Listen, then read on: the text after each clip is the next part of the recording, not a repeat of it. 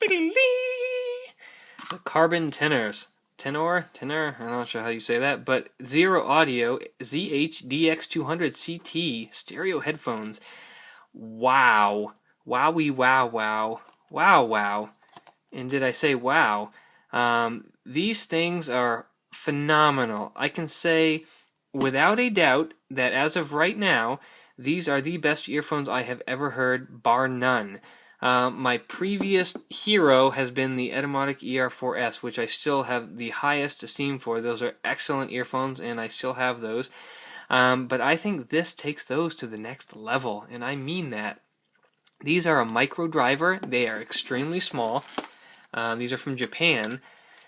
Just to give you an idea, that is the smallest IEM I might have ever seen. I don't know. I guess the RE400 is pretty small too. But you can see it's pretty comparable to the RE400 in size. It's not much larger, just a little bit longer. It's got this very nice, it's almost a holographic looking texture to it. You probably can't see that on the camera here, but I'm going to try this and see if I can get a little glimmer of this. If you can see that at all, the texture of it is very, very nice. Anyhow, what do these sound like? These, with my ears in my fit that I get, these sound almost exactly like the Etymotic ER4S with red filters, but, you ready for this? Better bass extension and better treble extension. How the heck they did that in this earphone is just mind-blowing. I don't even understand it. It doesn't make sense. I don't even think it's possible, but yet I'm hearing it coming out of these earphones. Basically, the sub-bass in these is perfect. I've never heard bass this good in my life in an earphone. It's just flat. It goes as low as it goes. It does it. It's very, very neutral in the entire frequency response. I hear absolutely no noticeable dips or peaks anywhere. The treble extremely extended. I hear crisp airiness that I just have not heard. Atmosphere of recordings, nuances that are just incredible. I mean, these things are a powerhouse of frequency response accuracy. They absolutely incredible, and they do everything else really well too. Spaciousness, they're probably not the most spacious earphone I've ever heard. However, there's a lot to that, because spaciousness is not only frequency response, it's distortion levels and all sorts of things. However, a lot of earphones nowadays do some, what I consider, tricks to make more spacious sounds. So, for instance, the RE400 has a dip in the 3 kHz area. That general area, when you subtract frequency response there, gives a more open, larger sound to things. It could even give a perceived crispness to the treble. However, in reality, you still lose a little bit of that frequency accuracy and some of the sound quality. So I think it's sort of an illusion in a sense. So in that respect, compared to most IEMs, these are not as open sounding. I don't want to say most neutral IEMs. These might not be as open sounding at first because the frequency response is so flat. However, because it's flat, if the recording calls for it, the atmosphere can be very deep and very large, and if the recording calls for it, the atmosphere can be very intimate and very romantic and very close. So they're kind of like all around amazing, basically. I cannot say enough about these. The distortion levels, I haven't seen a graph myself, but I've read others say that they're very low. To my ears, they sound at least as good as the ER4S, if not better. So I really don't think distortion is an issue at all. I think they're pretty low in that regard. If there were any distortion at all, which again I have not seen a graph, it would have to be at the lowest end, maybe the bass end. But again, I haven't heard that. I'm just speculating, because sometimes the bass distortion can give a perceived improvement in bass quality. But nonetheless, I don't believe there's much distortion from what I've read. Very, very low. Very, very, very, very light, very compact earphones. I find them sort of average comfortable. They're not very noticeable in your ears. They're not a nuisance in that regard. The way they fit in the ear tips, they're not the most comfortable. I think the Audio PFE have been my winner in that regard. Since I've tried those, I've never found anything as good as those. But these are no slouch either. They fit pretty well. I wear these over the ear, so I sort of put them in my ear this way, and then wrap the cord around my ear. And then one of my favorite parts of these is the cord lock. This cord lock is perfect. It's not too tight, it's not too loose. If you saw my RE400 video, it doesn't slide around like that. You can see it doesn't really move at all unless you kind of grab it and move it, but it's not so hard you have to force it along the cable either. That's perfect because when I wear these around the ear, I put them around the ear and then in front of my neck, so you know, have it like that. I would pull this up to where my neck meets, not too tight, and it keeps those cables around my ear from flopping off and being loose, and that reduces the cable noise to practically none. It is comfortable, and the sound is just superb. The cable is sort of a soft, flexible material. It sort of reminds me of the Etymotic series, sort of a rubbery material. It's a little bit thinner and more flexible, though. And then the Y-split is sort of almost a Hi-Fi Man style, which I'm not too fond of, but I don't know. It doesn't seem like it's too bad. The Hi-Fi Man is known for failures at that point. I'll see how this holds up, though. And the L adapter here, the right angle, is actually pretty impressive. No one's really mentioned this, but look how thin that thing is. Just as an example, this is the Hi-Fi Man. I mean, that thing is pretty minuscule. It's very thin. It's not much larger than the actual jack itself. I don't know if that's a good thing or a bad thing. I don't feel any flex in this, so it's probably pretty durable. Nothing in this L is ever going to bend or move, so I can't imagine that would ever break. At the point here, there's a little bit of flexibility, which I like because that's a little bit of stress relief, so that seems fairly good. It does protrude a little bit, so you might bend it too much and yank it, but I think with proper care, this will last a long time. Another thing that's kind of odd, but I do like about these, is if you wrap them up, you can actually take 2 fingers and wrap these up, and the cable is so flexible that you can put these in an extremely small case. As a matter of fact, I was going to try to put them in a mini Altoids case because I held them up next to one recently and they looked like they would fit inside of one. Here's the standard Altoid case as an example, and what I do in the standard Altoid case is I put the zero audio pouch that they came in, and I set them in there and then wrap it over and shut it, and that just keeps them from banging around in the case at all. This is a pouch, though. If you wanted to use just a basic pouch, it came with the earphones. Those are the only accessories, were the tips and the pouch and the earphones. But anyhow, you can see how small this is. This is a standard Altoids case, and the way I folded these, you can fit them in less than half of the case in less than 2/3 of the height of the case. So it's very, very portable in that regard. You can probably fit them in anything. And they don't tangle as much as the RE series. The cable seems a little bit better in that regard. So that's sort of the overview of the headphone. The ear tips that it comes with, I have right here somewhere. Dun, dun, dun, dun, dun.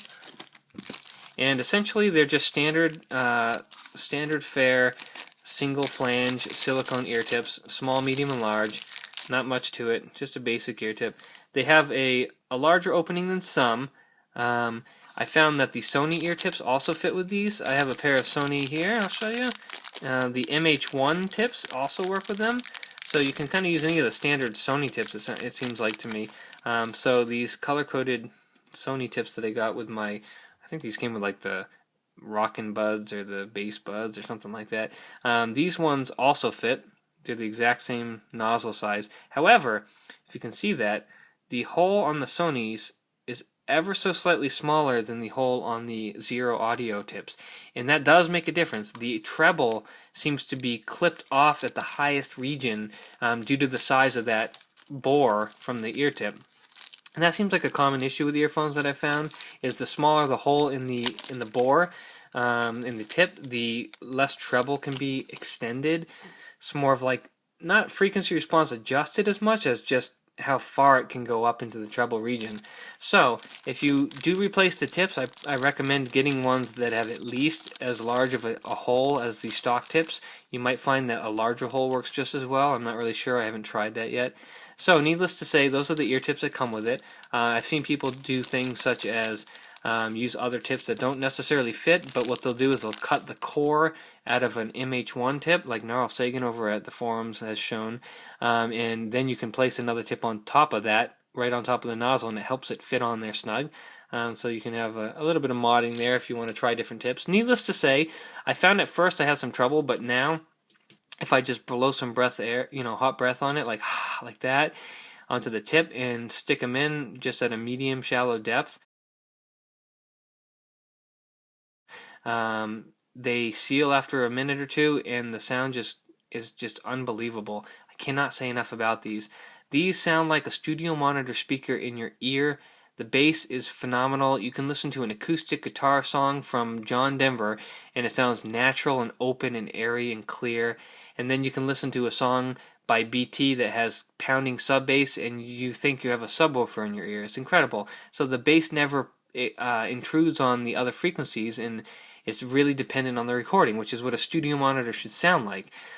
So if you like that, if you're into a neutral, accurate sound quality, an accurate response, these are the way to go. Low distortion, incredibly flat frequency response, comfortable. There's really not much I can say negative about these. These things are phenomenal. I bought 4 pairs of them. Am I crazy or what? I really did. I'm not joking. They're $50 or $60 at most. And for the price of 4 of these, you could buy a used Etymotic Ear 4S, not even a new one, a used one, and these I think are better. So, I mean, you can probably tell by my other reviews and how I sound in this review. I'm pretty excited.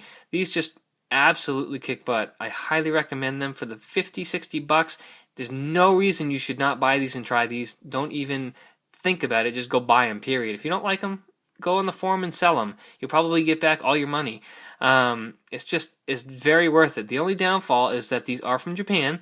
The eBay seller that I got them from is very nice, and they will deal with returns and warranties if you need them to. So if you buy these and there's a problem with them, you can ship them to this eBay seller. They'll deal with the warranty exchange process and ship them back to you. You would end up paying some shipping and whatnot, but that's a possibility. However, under normal circumstances, these are from Japan, and the warranty is not valid in the United States. So you are buying these sort of blind, if you will, and what you get is what you get. I have known some people that had some problems with theirs, but in general, I haven't seen enough issues to indicate that they're sort of a common problem. Things like channel imbalance and variation in frequency, things like that. But overall, on the forums, most people tend to say that these are pretty consistent, and I haven't seen anyone on the forum that's tried these that wasn't extremely impressed with the sound quality. These things are just... they're up there with the best earphones that they make. Some people have compared these to the JH Audio custom monitors as well as the UERM, if you've heard of that. And some people prefer these over those. I mean, these rival $1,000 earphones, and they're $50 to $60. That's absolutely insane. The next best value I've seen to these are probably the Sony MH1, which those you can sometimes get for $20, but they're horrible cables, and after recabling them, you might be closer to $100. But even still, those are very, very good value either way for $20 to $100. But I think these are a better value because the significant increase in sound quality is worth that extra $30 over the MH1 stock. So definitely grab these if you're into a neutral response, but you want to have a capable sub bass and an extremely extended high frequency response. Get these. Some people have responded with complaints of the sound being compressed. I don't believe that that's necessarily true. They might not be the most dynamic earphones I've ever heard, but they're very dynamic, they're very referenced, they're very high quality, and I think that sometimes the frequency response can lend itself to the sound of dynamicness. In other words, if there's a peak in the treble, when frequencies in that area are portrayed in an instrument or a song, it might seem more dynamic because it's giving you a louder response, and then when that frequency is not played, it's a quieter response. In other words, it's a seemingly more dynamic earphone. But with a flat frequency response, I find that the dynamics are represented pretty accurately across the spectrum, and it's really more dependent on the song you listen to. So some people might listen to a very compressed song from a modern CD that just has no dynamics. These are going to reflect that. You're going to hear a dull, flat, crappy sounding song, which unfortunately is a lot of music nowadays.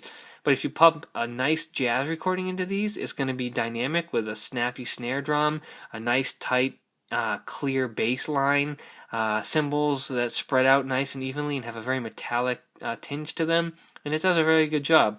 And that all comes down to the frequency response being flat. So you get what you get with the recording, crap in, crap out is what I like to say.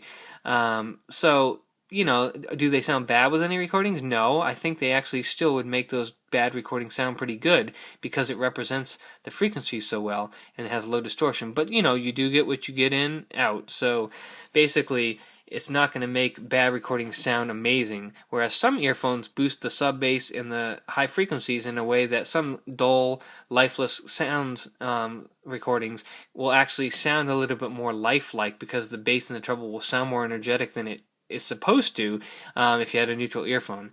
And that's all sort of a matter of opinion, and people can debate that, but needless to say, I prefer the flat frequency response, and these absolutely nailed it. If anything changes, I'll let you know. If mine have any flaws or anything that I come to find with more use, I'll let you know. But as of right now, with my use that I've had in these, I am incredibly impressed, and I recommend these above all else. And just go out and buy them right now. Hurry, hurry, hurry. The Zero Audio Tenor. Go get them.